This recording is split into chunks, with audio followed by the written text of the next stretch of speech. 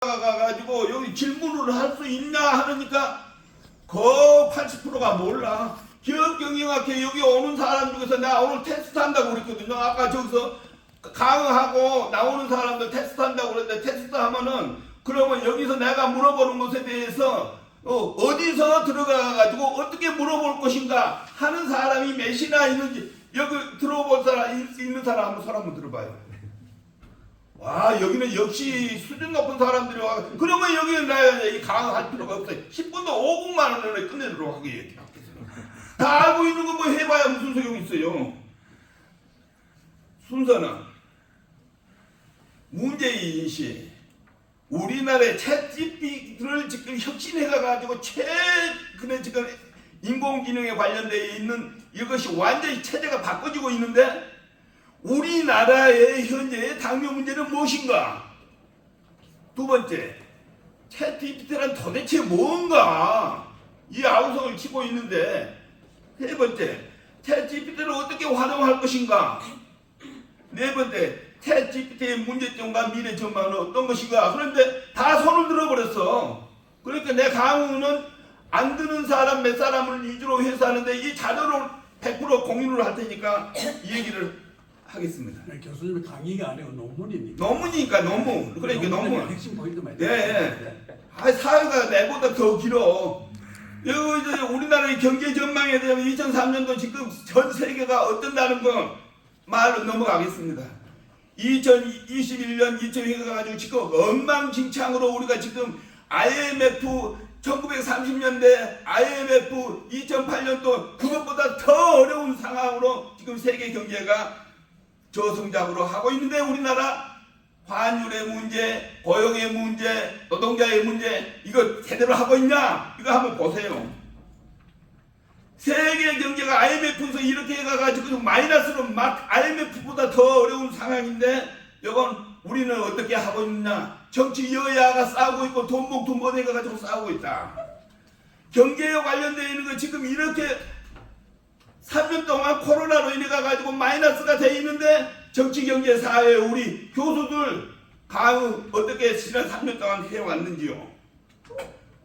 세계 중진국들은 이렇게 변하고 후진국들은 이렇게 변하고 있는데, 우리나라는 지금 어떤 수준이냐? 우리나라에 1964년에 인당 GNP가 64불이었어요.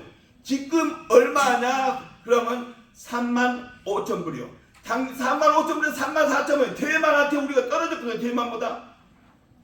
그런데 정치, 경제, 사회 교수들이 챗GPT, 메타버스, 블록체인 얘기하면은 나몰라라.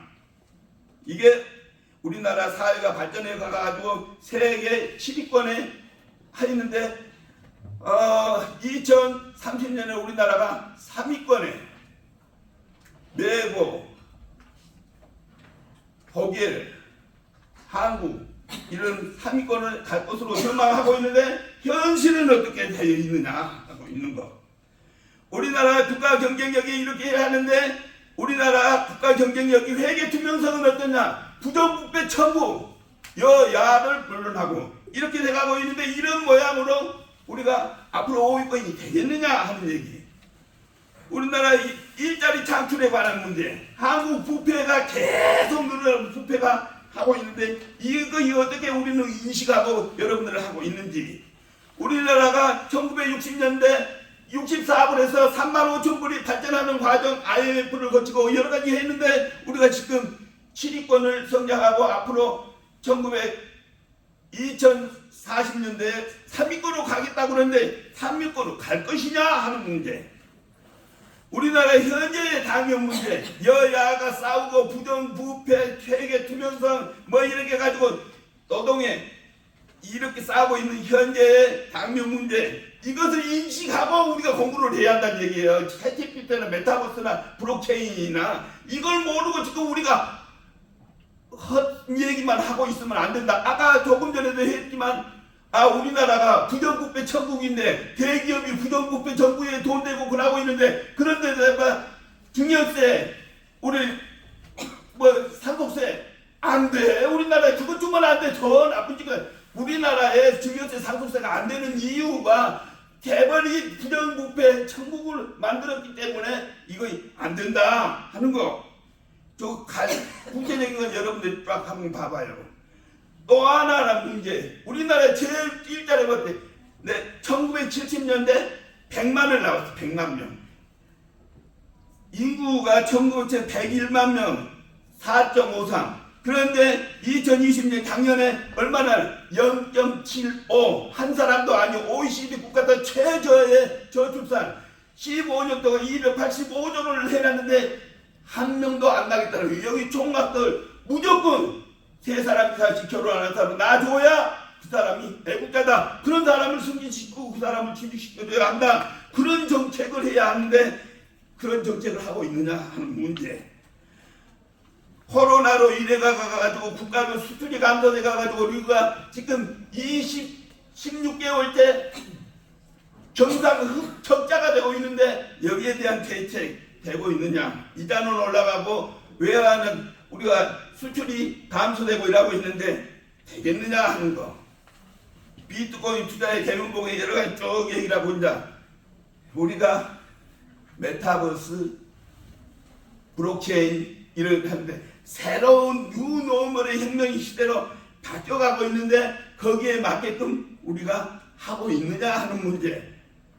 이건 챗GPT로 들어와서 도대체 이렇게 발전해가지고 챗GPT는 최근에 지금 구글이나 페이스북이나 이런 데서 메타버스 한다고 깍두기더니 마이크로소프트에서 그런 것을 싹 수용을 해가지고 투자를 해서 마이크로소프트에서 구글보다 페이스북보다 또 핑 핸드폰 만드는 미국에서 만드는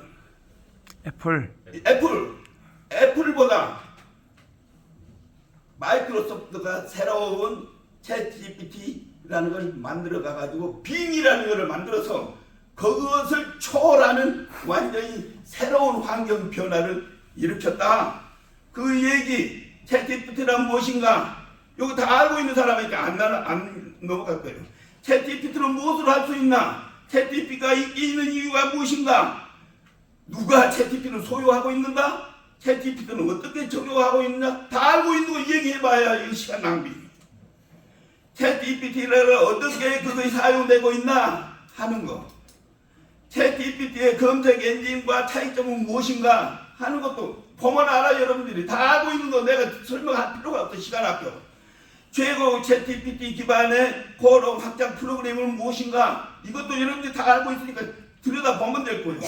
챗GPT 검색 엔진 이거. 그러면 최고 챗GPT 기반의 프로그램 확장 프로그램은 무엇인가? 결론. 챗GPT는 텍스트 프로그램이 다 결론은 시간을 맞춰야지 시간 다 안 됐죠.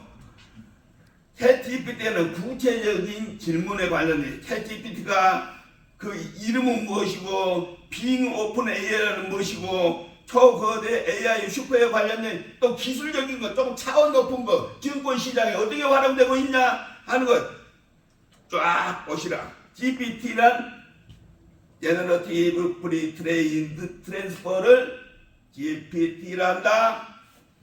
제너러티브 프리트레인드 트랜스퍼는 어떤 구조로 되어 있느냐 하는 거. 제너러티브 프리트레인드 트랜스퍼는 어떻게 운영되고 있느냐.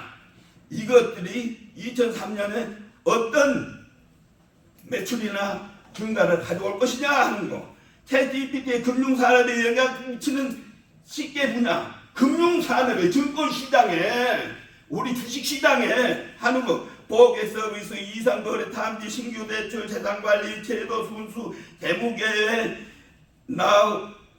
커스텀, 고객 유치, 위험관리, 은행 업무. 챗GPT가 다 관리한다는 게 물어봐가지고 이거 질문만 하는 게 아니라 주식 오늘 얘기하는 것도 중요한 것들.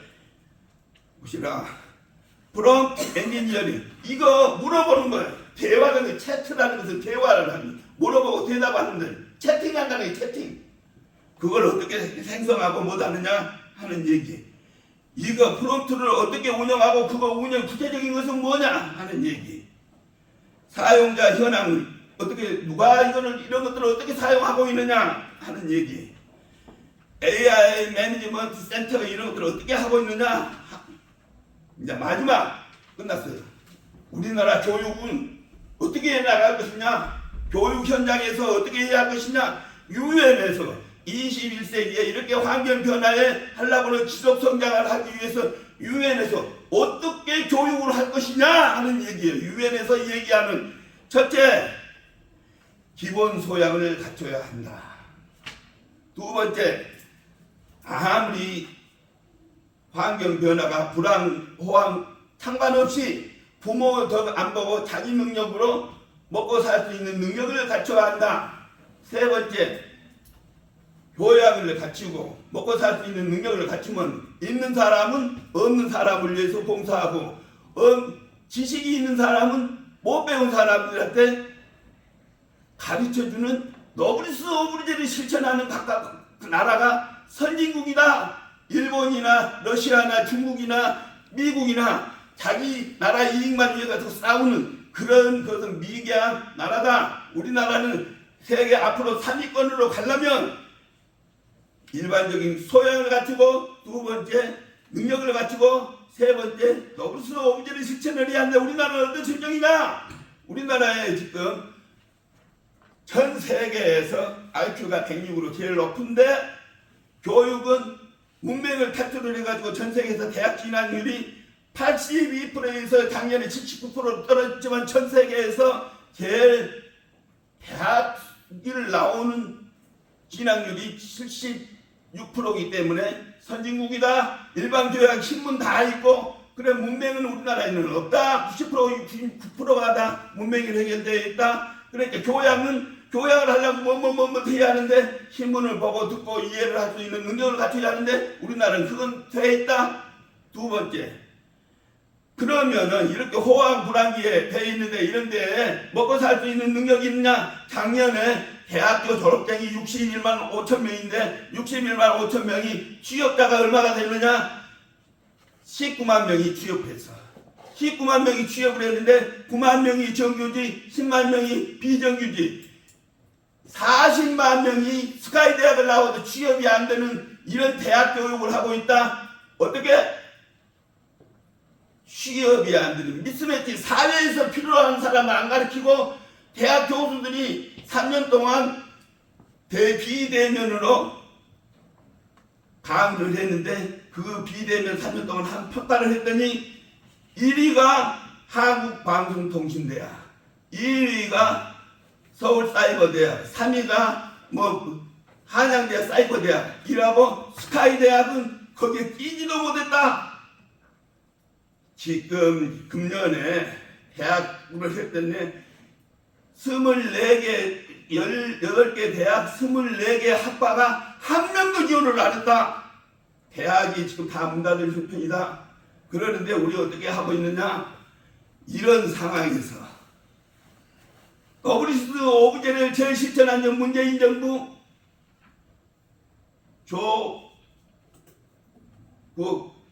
서울대 법대 1등으로 들어가가지고 1등으로 졸업을 했어. 그 아내가 정경순 교수가 서울대 영문과 1등으로 들어가가지고 1등으로 졸업을 했어. 둘이 결혼해가지고 다시 둘 낳았는데 아들, 딸을 법무부 장관으로 가고 동양대학교 교수가 그 아들, 딸을 출세시키기 위해서 거짓 나쁜 짓을 해가지고 그런 사람이 우리나라 법무부 장관을 하고 있고 동양대 교수를 하고 있고 이런 노블리스 오브제에 역행한 사람이 어떻게 그런 일을 하냐. 그뿐만 아니야. 제가 이 얘기 하지를 않겠어요. 제가 발표를 마치겠습니다. 감사합니다. 네.